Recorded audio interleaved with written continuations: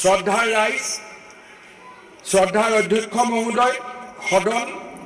এই যেটো নিৰ্বাচন হৈ গ'ল, এই নিৰ্বাচনৰ পৰা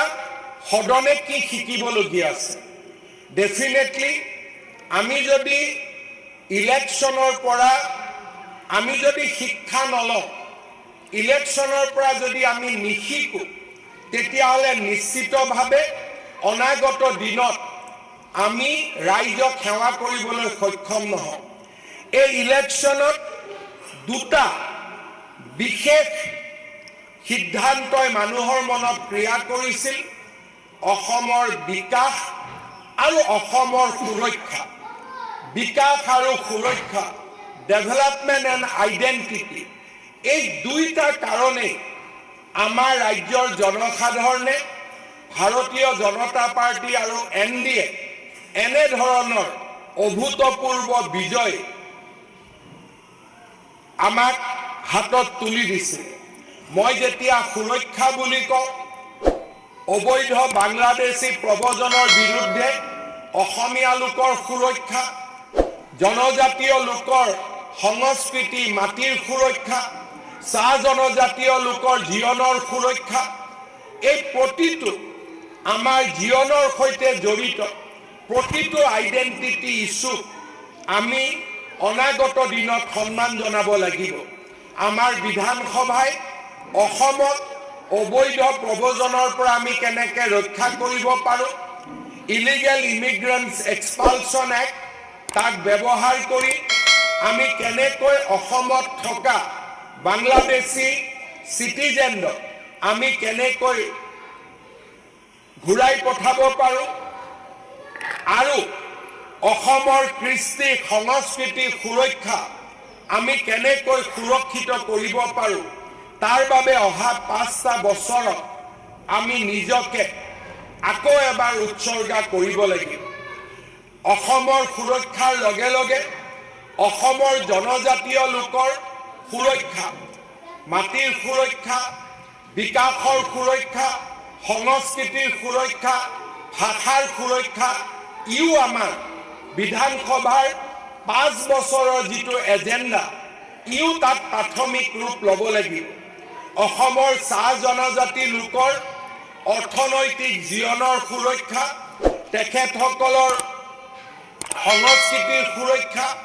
তেখেতসকলৰ বিকাশৰ অধিকাৰ, ইও 5টা বছৰত আমাৰ বিধানসভাৰ এক মূল এজেণ্ডা নিশ্চিতভাৱে হ'ব লাগিব। আমাৰ অসমৰ বিকাশৰ পৰা দূৰত থকা কাৰ্বি আলঙে হওক, ডিমা হাছাও হওক, বৰাক উপত্যকা হওক, বড়োলেণ্ড হওক, এই চাৰিওটা ভৌগোলিক অঞ্চলত সুৰক্ষা আৰু বিকাশৰ দায়িত্ব আমাৰ বিধানসভাই ল'ব লাগিব। এই বিধানসভাতে চৰৰ মাটি মাতব্বৰৰ পৰা কাঢ়ি আনি কেনেকৈ আমি সাধাৰণ লোকক হস্তান্তৰ কৰিব পাৰোঁ, তাৰো নিশ্চিতভাৱে ৰূপৰেখা আৰু পৰিকল্পনা আমি নিৰ্মাণ কৰিব লাগিব। চৰত বা বিভিন্ন অঞ্চলত অবৈধভাৱে যিসকলে ভূমিহীন নোহোৱা স্বত্তেও অবৈধভাৱে যি লাখ লাখ বিঘা মাটি দখল কৰি আমাৰ ৰাজ্যৰ উন্নয়নত বাধাৰ সৃষ্টি কৰিছে, তেনে লোকসকলকো আমি সেই ধৰণৰ মাটিৰ পৰা উচ্ছেদ কৰি এই মাটি আৰু ভূমি অসমৰ বিকাশৰ কামত আমি নিশ্চিতভাৱে ব্যৱহাৰ কৰিব লাগিব। যুৱক সমাজৰ সুৰক্ষা, মহিলাৰ সুৰক্ষা আমাৰ প্ৰাথমিক দায়িত্ব হ'ব লাগিব। আমি যেতিয়া নিৰ্বাচনত আছিলোঁ, ৰাইজক আমি প্ৰতিশ্ৰুতি দিছিলোঁ যে আমি 2 লাখ যুৱক যুৱতীক আমি কৰ্ম সংস্থাপন দিম। আজি ৰাইজে হয়তো মোক মনত নেপেলাব, কিন্তু মুখ্যমন্ত্ৰী হিচাপে দায়িত্ব গ্ৰহণ কৰাৰ এই পবিত্ৰ মুহূৰ্তত মই নিজকে নিজে মনত পেলাইছোঁ যে 2 লাখ যুৱকক চৰকাৰী চাকৰি দিয়াৰ দায়িত্ব এইখন চৰকাৰে মূৰৰ ওপৰত ল'ব লাগিব, আৰু আমি 2 লাখ যুৱক যুৱতীক নিশ্চিতভাৱে আমি কৰ্ম সংস্থাপন দিব লাগিব। 2 লাখ যুৱক যুৱতীক চৰকাৰী কৰ্ম সংস্থাপন দিয়াৰ সমান্তৰালভাৱে কৃষি অৰ্থনীতিৰ বিকাশৰ জৰিয়তে বিভিন্ন ধৰণৰ অসমৰ সম্পদৰ উপযুক্ত ব্যৱহাৰ কৰি আমি এনে এচাম যুৱকক নিৰ্মাণ কৰিব লাগিব যোনে নিজে চৰকাৰী চাকৰি নকৰে কিন্তু আন 10 জনক চৰকাৰী চাকৰি পৰিৱৰ্তে আন 10 জনক কৰ্মসংস্থাপন দিব পৰা ক্ষমতা আহৰণ কৰা এক শক্তিশালী যুৱ প্ৰজন্মকো আমি নিৰ্মাণ কৰিব লাগিব যদি 2 লাখ যুৱকে চৰকাৰী কৰ্মসংস্থাপন পায় আমি 10 লাখ যুৱকক নিৰ্মাণ কৰিব লাগিব যোনে আন 10 জনক কৰ্মসংস্থাপন দিব পাৰে তেনে এক উদ্যমিতাৰে পূৰ্ণ আমি এক যুৱ প্ৰজন্মক আমি সৃষ্টি কৰিব লাগিব আত্মসহায়ক গোটৰ জৰিয়তে অসমৰ মহিলা সমাজৰ মাজত যি এক এসপাইৰেশন সৃষ্টি হৈছে আকাংক্ষাৰ সৃষ্টি হৈছে তাক আমি নিৰ্বাচনৰ সময়ত সকলোৱে ওচৰৰ পৰা দেখা পাইছো অসমৰ মহিলা সমাজে ঘৰৰ দায়িত্ব পালন কৰাৰ পিছতো তেওঁলোকে ঘৰৰ মাত্ৰ পাকঘৰৰ দায়িত্ব নহয় ঘৰৰ অৰ্থনৈতিক দায়িত্ব আমাৰ মহিলাসকলে ল'ব বিচাৰে আমাৰ মহিলাসকলে ঘৰৰ চাৰিবেৰৰ পৰা ওলাই পৰিয়ালটোৰ সমৃদ্ধিত তেওঁলোকে বৰঙণি যোগাব বিচাৰে অসমৰ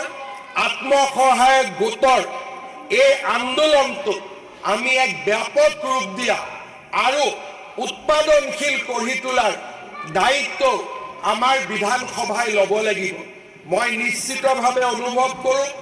যে সেলফ হেল্প গ্ৰুপত থকা 40 লাখ মহিলা আমাৰ এনে এক শক্তি যে শক্তিক যদি আমি উপযুক্তভাৱে ব্যৱহাৰ কৰিব পাৰোঁ অসমৰ জিডিপি 20 to 30% অকল মাত্ৰ আত্মসহায়ক গোটৰ বিপ্লৱৰ জৰিয়তে আহিবলৈ সক্ষম হ'ব মই সন্মানীয় বিধায়কসকলক আহ্বান জনাম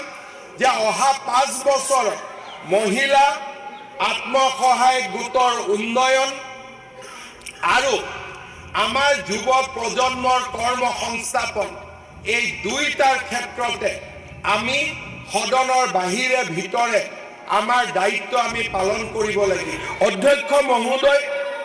প্ৰতিটো দিনে এটা নতুন দিন আজি মই নিশ্চিতভাৱে মনত পেলাম যেতিয়া মই যোৱাবাৰ সদনত 5 বছৰ আগতে কেটল প্ৰটেকশ্যনৰ বাবে আইন আনিছিলো গো হত্যা বন্ধ কৰাৰ বাবে আইন আনিছিলো তেতিয়া সদনৰ ভিতৰে বাহিৰে এছাম লোকে আমাক সমালোচনা কৰিছিল আৰু তেওঁলোকে কৈছিল যে কুৰবানীৰ দৰে প্ৰথাৰ বাবে গৰু বা গো অতিকে প্ৰয়োজনীয় আৰু সেই কাৰণে আমাৰ ধৰ্মীয় সেন্টিমেন্টত হাত দিব নালাগে আৰু গো হত্যা বিৰোধী আইন পাছ কৰিব নালাগে অধ্যক্ষ মহোদয় তেতিয়াও মই বিশ্বাস কৰিছিলো যে কুৰবানীৰ বাবে গৰুৰ প্ৰয়োজন নহয় কোনো ধৰণৰ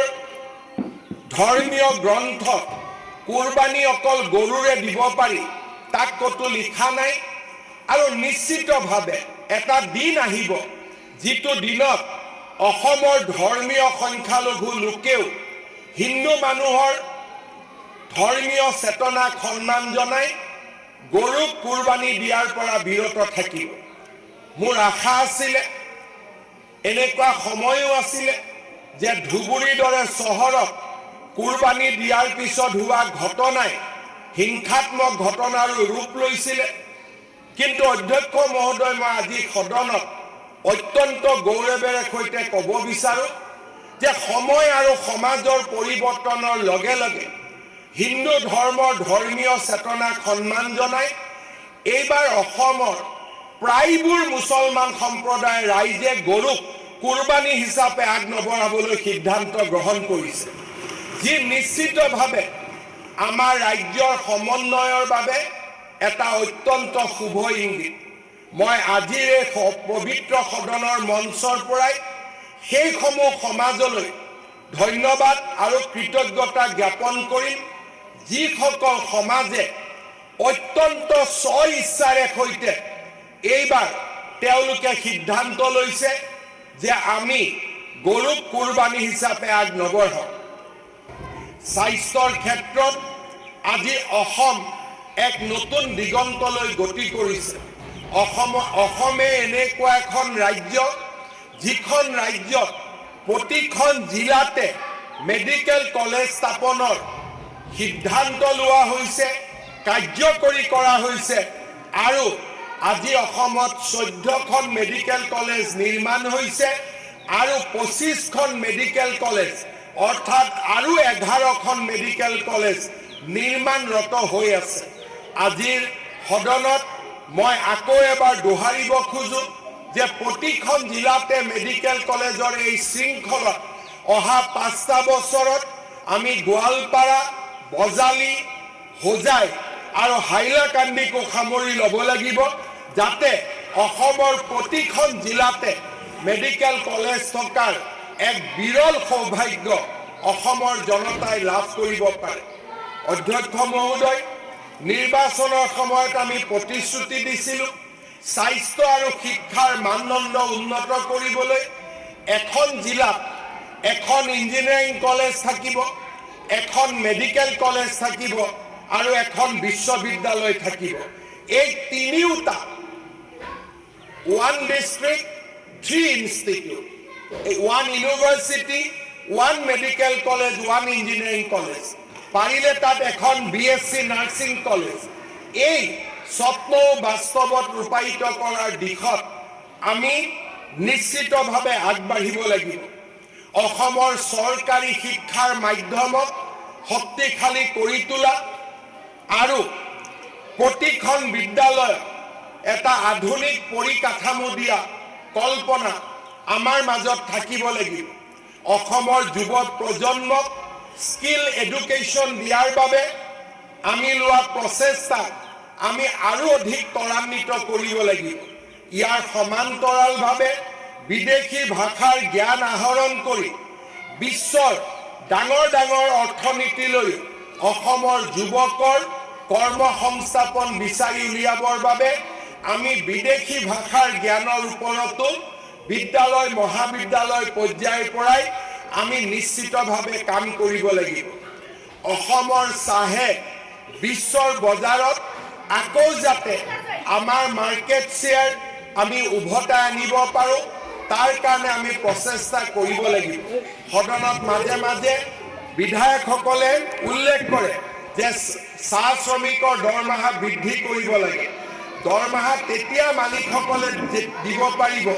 যেতিয়া আমাৰ চাহে নতুন নতুন বজাৰ দখল কৰিব পাৰিব। সেইবাবে আজি প্ৰথমবাৰৰ বাবে আমি চাহ শ্ৰমিকৰ দৰমহা প্ৰায় 300 টকালৈকে লৈ গ'লো। আমাৰ দায়িত্ব থাকিব যে আমাৰ চৰকাৰৰ কাৰ্যকালত ইয়াক যাতে আমি 450 টকালৈকে লৈ যাব পাৰোঁ। কিন্তু তাৰ বাবে প্ৰথম প্ৰচেষ্টা হ'ব লাগিব অসমৰ চাহ শিল্পই যাতে বিশ্বৰ বজাৰ দখল কৰিব পাৰে। অৰ্থাৎ অনাগত 5টা বছৰ অসমৰ বিকাশৰ বাবে আমি নিজকে নিয়োজিত কৰিব লাগিব। অসমৰ চাহ, অসমৰ কৃষি খণ্ডক আৰু কুটিৰ শিল্পক আমি আধুনিক কৰি গঢ়ি তুলিব লাগিব। ৰাজ্যৰ আধুনিকতাৰ উদ্যোগীকৰণৰ এক নতুন উদাহৰণ হিচাপে জাগিৰোডৰ নিৰ্মীয়মান টাটাৰ ছেমি কণ্ডাক্টৰে আজি সমগ্ৰ বিশ্বৰ দৃষ্টি আকৰ্ষণ কৰিব পাৰিছে। টাটা ছেমি কণ্ডাক্টৰৰ সমান নামৰূপত নিৰ্মাণ আৰম্ভ হোৱা ফাৰ্টিলাইজাৰ মেনুফেকচাৰিং ইউনিট আৰু চাপৰত হ'বলগীয়া 3200 মেগাৱাটছৰ থাৰ্মেল পাৱাৰ প্ৰজেক্টে অসমত মেনুফেকচাৰিঙৰ ক্ষেত্ৰতো এটা শক্তিশালী নাম হিচাপে আজি নিশ্চিতভাৱে লৈ যাব। নুমলীগড় ৰিফাইনেৰীৰ এক্সপানশ্যন আৰু এই ডাঙৰ ডাঙৰ প্ৰকল্পসমূহে অসমৰ অৰ্থনীতিত ইতিবাচক ৰূপ দিব। বিধায়কসকলক নিশ্চিতভাৱে মই আহ্বান জনাম যে একাংশ লোকে উদ্যোগীকৰণৰ ওপৰত কেইজনমান পুঁজিপতিৰ নাম লৈ উদ্যোগীকৰণৰ ওপৰত এটা নিগেটিভ ঋণাত্মক বাতাবৰণ সৃষ্টি কৰিব বিচাৰে কিন্তু আমি সকলোৱে মনত পেলাব লাগিব যে অসমত যদি আমি উদ্যোগ নকৰো অসমৰ লাখ লাখ যুৱকে সাব হিউম্যান স্ট্যান্ডাৰ্ডত অন্ধ্ৰপ্ৰদেশত কাম কৰিব কেৰালাত কাম কৰিব কৰ্ণাটকত কাম কৰিব আৰু মৃত্যুৰ সময়ত তেওঁলোকৰ মৃত দেহটো দেউতাক মাকে দেখা নাপায় তেনেকুৱা পৰিস্থিতি আমি কেতিয়াও মানি ল'ব নোৱাৰো আমি এনেকুৱা এখন সমাজৰ নিৰ্মাণ কৰিব লাগিব যিখন সমাজত এজন যুৱকক বাহিৰত কাম কৰিবৰ কাৰণে নপঠায় আৰু অসমৰ উদ্যোগীকৰণৰ আন্দোলনে এই গোটেই যুৱক সমাজক অসমলৈ উভতাই আনিব তেনে আমি সাহসী পথেৰে আগবাঢ়িব লাগিব মই অধ্যক্ষ মহোদয় নিশ্চিতভাৱে বুজি পাওঁ যেতিয়া সমাজত পৰিৱৰ্তনৰ কাৰণে চেষ্টা কৰা যায় স্থিতাৱস্থাক যিসকলে ভাল পায় তেওঁলোকে তাত প্ৰতিবাদ কৰে যেতিয়া আমাৰ বিমানবন্দৰ আমি যেতিয়া প্ৰাইভেটাইজ কৰিছিল তেতিয়া বহু লোকে আমাক সমালোচনা কৰিছিল কিন্তু আজি অসমৰ গুৱাহাটী বিমানবন্দৰে আধুনিক অসমৰ চিনাকিলৈ ৰূপান্তৰ হৈছে আৰু বাহিৰলৈ গলে গুৱাহাটী বিমানবন্দৰৰ কথা কৈ মানুহে অসমীয়া শ্ৰদ্ধাৰে নতুনকৈ চাবলৈ শিকিছে গুৱাহাটীলৈ যোনে আহে নামাৰ লগে লগে গুৱাহাটী বিমানবন্দৰৰ সৌন্দৰ্য দেখি চমক খাই উঠে আৰু অসমীয়াক এক আধুনিক জাতি হিচাপে স্বীকৃতি দিবলৈ বাধ্য হয় স্থিতাৱস্থাৰ বিৰুদ্ধে আৰু ৰাইজৰ কল্যাণৰ বাবে